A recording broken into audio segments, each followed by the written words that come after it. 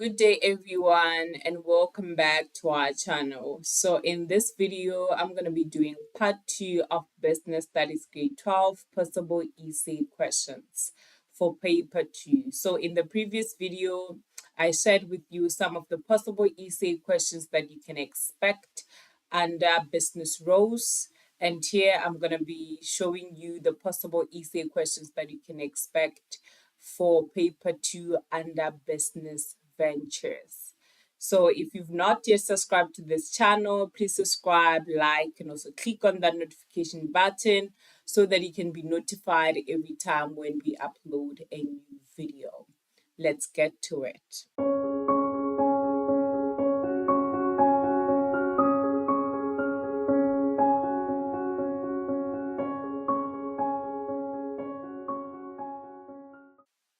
So paper 2 focuses on two topics, which is business ventures and business roles. So this means that whatever question you are going to be asked in paper 2, it's going to be based on this topic. So now, since we're focusing on essay questions that are under business ventures, the topics under business ventures is management and leadership. It's investment, which focuses on securities. It's investment, which focuses on insurance, and its forms of ownership with the focus on how they can contribute to the success or failure of a business, and also presentation and data response. So if you're planning to answer questions that are based on business ventures, you can expect an essay question that is based on insurance. And when you're preparing for your essays, do not use an essay question like this to prepare for your essay, because they might not ask you the exact questions that are here. It might come as an essay question that is wants you to discuss about insurance, which is an investment. But the questions that you have to answer, which are these, they might not be exactly like this. So when you're studying insurance, it means you need to study insurance as a whole, because they can come, instead of saying outline the advantages of insurance for businesses, they can say outline the disadvantages of insurance for businesses. So you need to know the topic as a whole. So another question that you can expect under business ventures is securities. So in securities, also it means you must know this topic as a whole, so that when they ask you anything that has to do with securities, you are able to answer.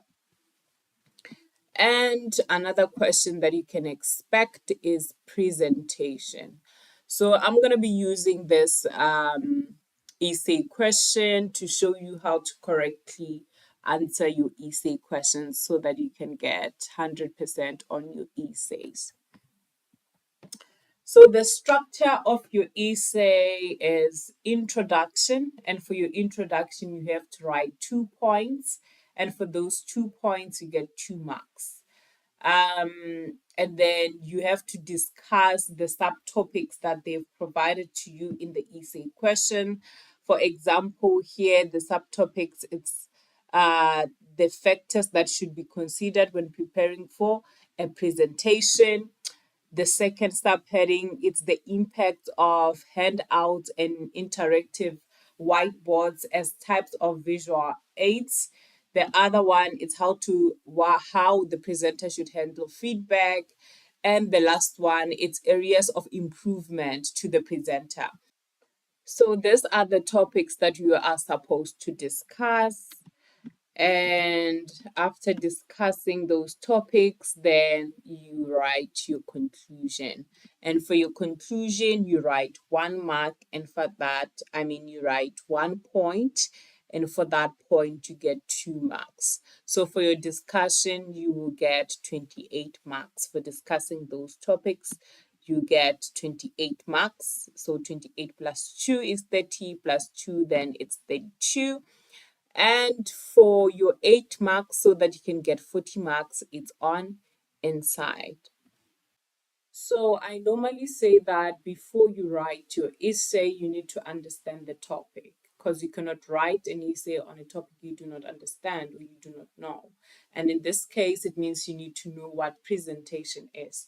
So presentation, it's basically a way of conveying information as a speaker to an audience, or I can say it's a way of a speaker that a speaker uses to convey information to the audience.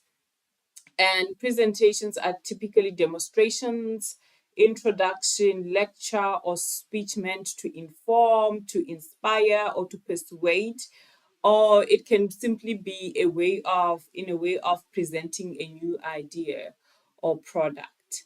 So when you write your introduction, you are introducing the topic presentation. So for your first point, you can say that preparing for a presentation helps the presenter to use the most appropriate content to ensure that the audience remains interested. And for your second point, you can say that handouts and interactive whiteboards can be used effectively to communicate important ideas to the audience. So you have introduced the importance of presentation, and you have also spoken about some of the things that can be used to make presentation more effective. And then we move on to the first subtopic or subheading that has been provided to us in the essay question, which is to discuss the impact of handouts and interactive whiteboards as types of visual aids. So, handouts are supporting materials that a speaker distributes before, during, or after their presentation. So, interactive whiteboards are not just for maybe brainstorming or teaching. They are also tools that can be used to engage the audience. It can be used to illustrate ideas or to create memorial experiences. So here we are going to start by discussing the impacts of handouts when doing a presentation. So we have positive impacts, which are advantages, and we also have negative impacts, which are disadvantages. So when you are writing your essay, you can decide to discuss the positive impacts only or the negative impacts only, or you can decide to discuss both the positive impacts and the negative impact. So the first positive impact of handouts during presentation or in the presentation is it's that meaningful handouts may be handed out at the start of the presentation to attract attention and encourage participation. The second point that you can write is that notes or hand copies of the slide presentation can be distributed at the end of the presentation as a reminder of the key facts of the presentation. And another advantage is that it is easy to update handouts with recent information or developments. Moving on to the negatives or disadvantages of using handouts when doing a presentation. Handing out material at the start of the presentation may distract or lose audience attention. That is one of the disadvantages, that while the presenter is busy handing out things, people may lose the speaker or the presenter might lose the audience attention. The second point is that as it only summarizes key information, some details might be lost or omitted. And the third point, you can write that printed materials is expensive and it is easy to lose hard copies. So by using handouts, maybe the audience can easily miss or lose such information. And then from here, we move on to discuss the um, interactive whiteboards, or the impact of interactive whiteboards when presenting. So the positive impact of using interactive whiteboards is that interactive whiteboards are easy to combine with sound and other visual aids. And also, using interactive whiteboards, it's useful to capture feedback and new ideas. So, as a speaker, as you are presenting whatever you are presenting there, when you have new ideas, you can always write them down on that board. And also, for your third point, you can say that it can be controlled by the touch of a finger. So the presenter can move away from the computer during the presentation. So it helps the presenter not to be stationed in one place. By moving around and going to write some of the things on the whiteboard, it helps the presenter as well. And we are going to look at the negative or disadvantages of interactive whiteboards during presentation. It can only be used by a presenter who knows the unique features of the interactive whiteboard or smart boards and uses it to its full potential, which means that if the person who's presenting does not know how to use the interactive whiteboard, then it will not work for that person. It cannot be connected to any computer, as special licensed software is needed to be able to use it. And another disadvantage, you can say that the technical challenges may render it ineffective. For example, loss of signal while using it. So that can also disrupt the presentation.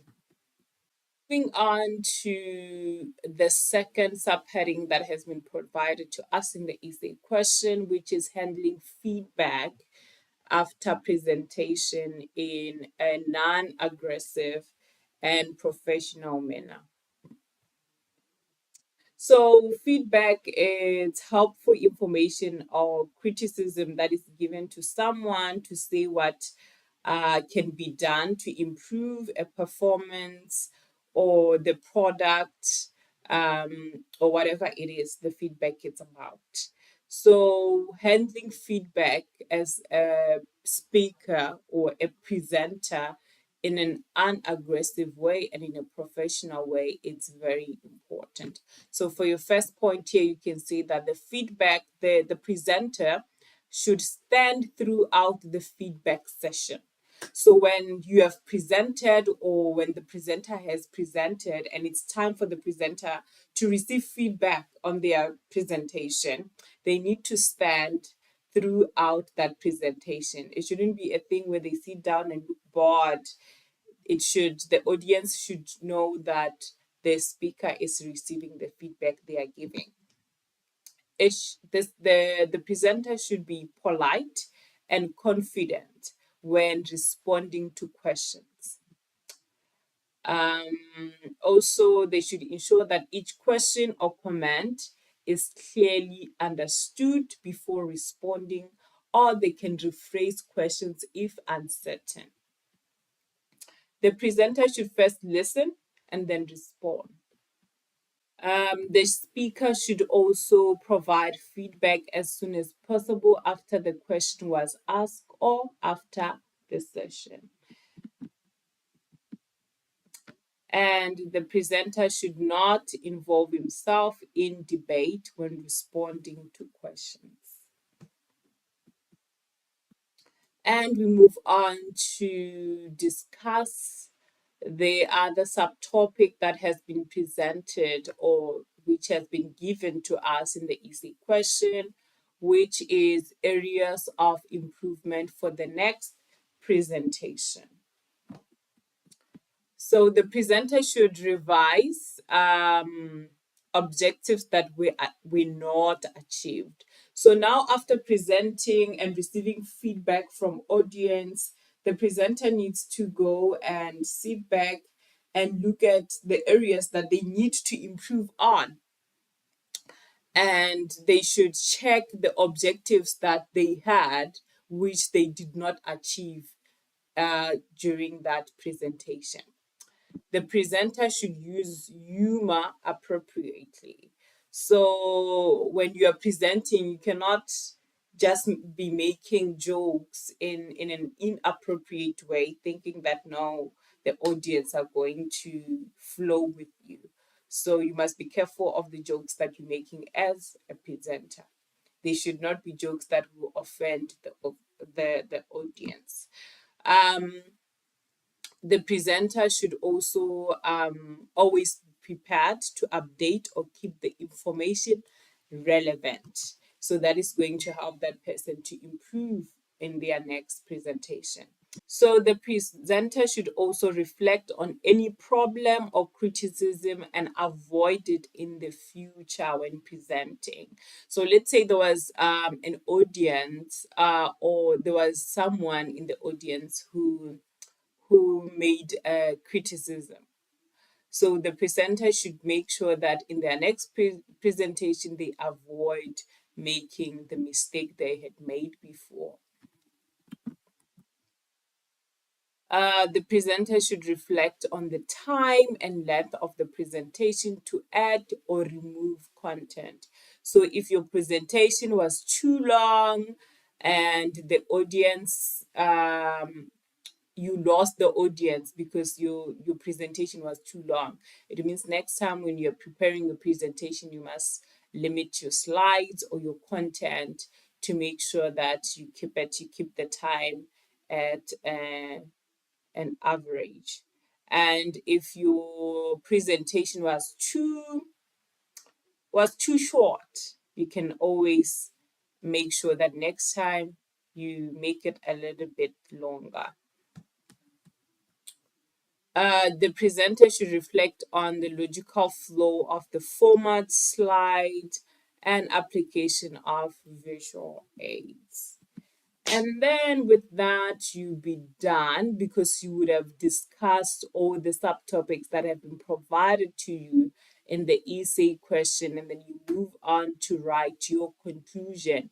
What are you concluding on? You are concluding on the topic that you are writing about, which is presentation. So for your conclusion, you can say that a well-prepared presentation creates a good impression and easily captivates the audience. And then you'll be done with your presentation and you will get 32 marks for that. And then the other 8 marks comes from inside, which is layout, analysis or interpretation, synthesis, originality, and examples. And then you will get your 40 marks. So for layout, these 2 marks for layout, they want to know, did you start your essay with an introduction? If you started with your introduction, yes, you get 2 marks for that. You get a mark for that. Did you end your presentation with a conclusion? If you did, then you get another mark for that. And that's your 2 marks for layout. And analysis and interpretation. They want to know, did you discuss the topics that they've given to you in the essay questions, or you just wrote things that are not even there? And if yes, you discussed the factors, you discussed the impacts, you discussed handling feedback and areas of improvement, then you get 2 marks for that. And with synthesis, they're going to look at if you answered the essay question correctly. Did you answer the essay question or you just wrote anything that has to do with presentation? And if you answered the essay question, then you get 2 marks for that. And originality, did you use examples? in your essay when you were writing your essay. And then if you did that, you get 2 marks for that. And then for that, you will have your 40 marks. Thank you so much for watching. I hope you enjoyed this lesson. And if you liked it, please give it a like, subscribe, and also click on the notification button so that it can be notified every time when we upload a new video. Thank you.